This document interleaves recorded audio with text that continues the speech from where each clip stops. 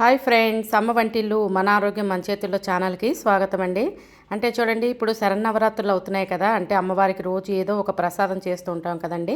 ఈవేళ నేను ఉసిరికాయ పులిహార చేశానండి. ఉసిరికాయ కొద్దిగా క్యారెట్ న్యూ రెసిపీ అండి, తప్పకుండా ట్రై చేయండి.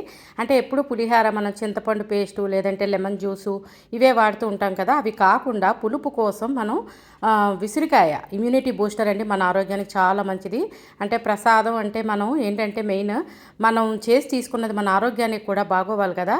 అయితే ఇది సేమ్ ఇదే రెసిపీని మిల్లెట్స్తో కూడా చేసుకోవచ్చండి.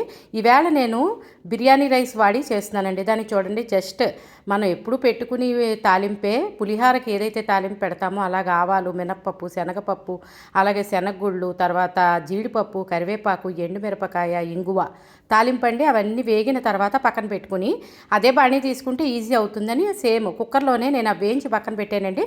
పక్కన పెట్టిన తర్వాత బాస్మతి రైస్ అన్నాను కదా, ఒక కప్పు రైస్ తీసుకుంటే 1.5 కప్పు వాటర్ యాడ్ చేసుకుని అందులో కొంచెం జింజర్ మిర్చి పేస్ట్ అలాగే కొద్దిగా పసుపు దాంట్లోనే వేసేస్తే పులిహార మంచి కలర్ వస్తుంది. మన ఆరోగ్యానికి కూడా చాలా మంచిది కదండి. అందుకని అందులోనే వేసేసుకొని కొద్దిగా కరివేపాకు, తగిన నీళ్ళు అదే చెప్పాను కదా, మనం తీసుకున్న కప్పు బట్టి 1కి 1.5 కప్పు వాటర్ యాడ్ చేసుకుని, నేను బిర్యానీ రైస్ వాడాను కాబట్టి మామూలు రైస్ అయితే 2 కప్స్ వాటర్ యాడ్ చేసుకుని దానిలో కొద్దిగా సాల్ట్ వేసుకుని మనం ఏంటంటే మామూలుగా కుక్కర్లో రైస్ 2 నుంచి 3 కోతలు రానిచ్చిన తర్వాత మనం ఇందాకలా ఆడిపెట్టుకున్న ఆమ్లా పేస్ట్ అలాగే ఈ పోపు రెండు శుభ్రంగా కలిపేలాగా మనం పులిహార రెడీ చేసుకోవాలండి. అయితే దీనికి ఏంటంటే ఆమ్లా పేస్టు, ఉసిరికాయ, పచ్చిమిరపకాయ, కొత్తిమీర, ఉసిరికాయను కొద్దిగా ఉడికించి కుక్కర్లోనే అవి పక్కన పెట్టుకుని వేడి చల్లారిన తర్వాత పేస్ట్ చేసానండి. ఆ పేస్ట్ ఇందులో కలుపుకుంటే సూపర్గా ఉంటుంది.